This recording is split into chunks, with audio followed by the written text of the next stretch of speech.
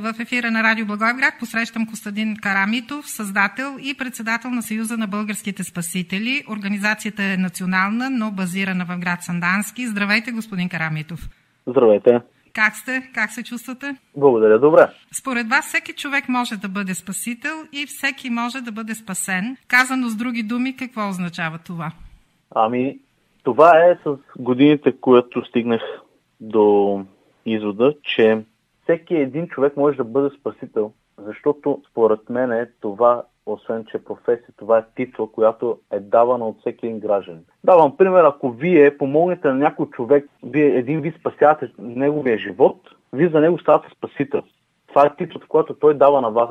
По същия начин спасител може да бъде спасен. Всичко се случва по този свят.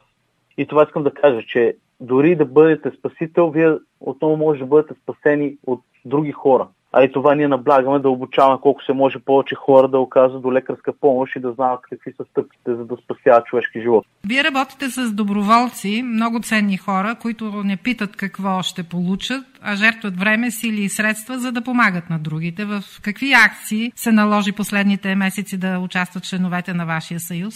Последните месеци се бяхме включили както доста доброволни формирования към общините и помагахме във връзка с пандемията. Това се надяваме вече да бъде минало, да остане в историята и се надявам колко се може по-скоро да свърши тази пандемия. Но Какво точно правихте? Участвахме активно към щаба на общината и събирахме доброволци, освен хора, които са членове на Съюза на български спасители, граждани, които са готови да помагат, защото има изключително много добри хора.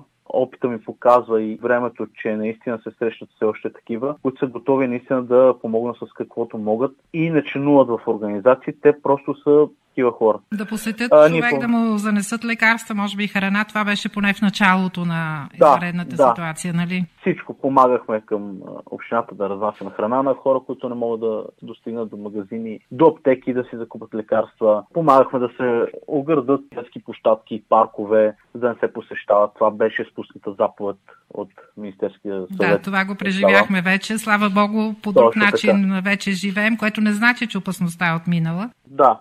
Общо взето тези неща правихме основно. Сега за информацията, която някои от нашите слушатели сигурно знаят, познават я, защото и друг път в нашия ефир сме говорили за специалното мобилно приложение, на което Съюзът е инициатор, което искате да бъде създадено в помощ на всички изпаднали в беда. Вие обявихте и дарителска кампания, за да стане то факт. Успяхте ли?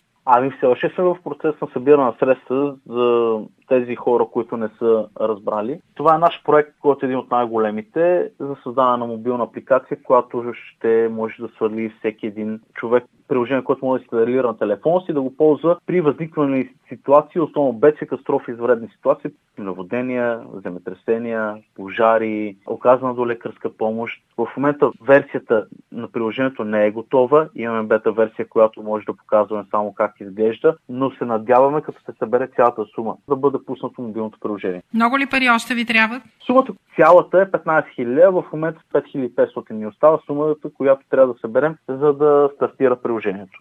Да призовем слушателите, тези, които искат да помогнат, да се включат. Нека така да кажем. Могат да намерят информация на сайта на вашата организация, нали? И сега поглед напред.